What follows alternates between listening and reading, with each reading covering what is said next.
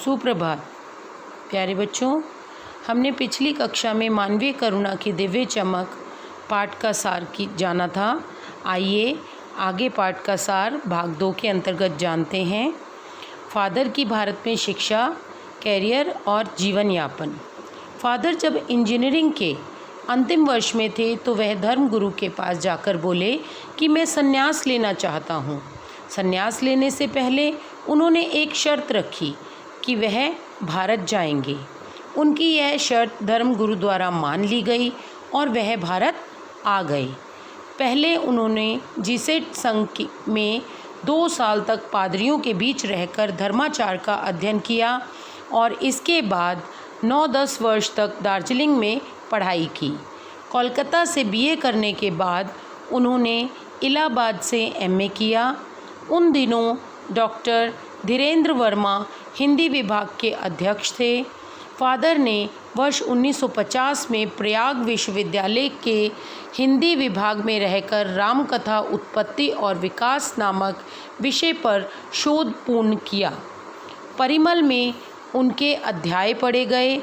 उन्होंने मातृलिंग के प्रसिद्ध नाटक ब्लूबर्ड का नील पंछी के नाम से रूपांतर भी किया। बाद में वह सेंट जेवियर्स कॉलेज रांची में हिंदी तथा संस्कृत विभाग के विभागाध्यक्ष हो गए। इसके बाद वह दिल्ली आए और 47 वर्ष देश में रहकर 73 वर्ष का जीवन जीने के बाद पंचतत्व में लीन हो गए। इसका अभिप्राय क्या है कि जब वह भारत आए होंगे तो उनकी आयु 26 वर्ष रही होगी और 26 वर्ष उन्होंने अपने देश में बिताए। भारत में उन्होंने 47 वर्ष बिताए और उनकी आयु 73 वर्ष थी जब उनका निधन हो गया।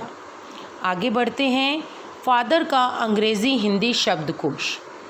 फादर ने अंग्रेज़ी हिंदी शब्दकोश तैयार किया और बाइबल का अनुवाद भी किया। फादर को हिंदी के विकास और उसे राष्ट्रभाषा के रूप में देखने की बहुत चिंता थी। वह अपनी इस चिंता को हर मंच पर प्रदर्शित किया करते थे। शायद हिंदी को राष्ट्रभाषा के रूप में प्रचारित करने का प्रश्न एक ऐसा प्रश्न था जिस पर वह कभी कभी झुंझला उठते थे।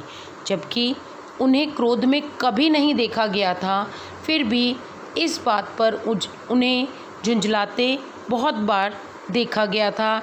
ऐसा लेखक सर्वेश्वर दयाल का कहना था। उन्हें इस बात पर बहुत दुख होता था कि हिंदी वाले ही हिंदी भाषा की उपेक्षा करते हैं। फादर की मृत्यु। तो आइए जानते हैं फादर की मृत्यु कब, कहाँ, कैसे हुई। तो 18 अगस्त 1982 की सुबह 10 बजे का समय था जब दिल्ली में कश्मीरी गेट के निकलसन का कब्रगाह में उनका ताबूत होता है, कॉफिन जिसमें शरीर को रखा जाता है, एक नीली छोटी सी गाड़ी में से उतारकर एक लंबी संकरी मतलब बहुत ही नैरो जिसको आप कहेंगे संकरी उदास पेड़ों की घनी छांव वाली सड़क से कब्रगाह के आखिरी छोर तक ले जाया गया, जहां धरती की गोद में सुलाने के लिए कब्र खुदी हुई थी। फादर की देह को कब्र के ऊपर लिटाकर मसीही विधि से अंतिम संस्कार शुरू हुआ। वहां पर उपस्थित कई लोगों ने उन्हें श्रद्धांजलि अर्पित की, जिसमें सेंट जेवियर्स के रेक्टर फादर पास्कल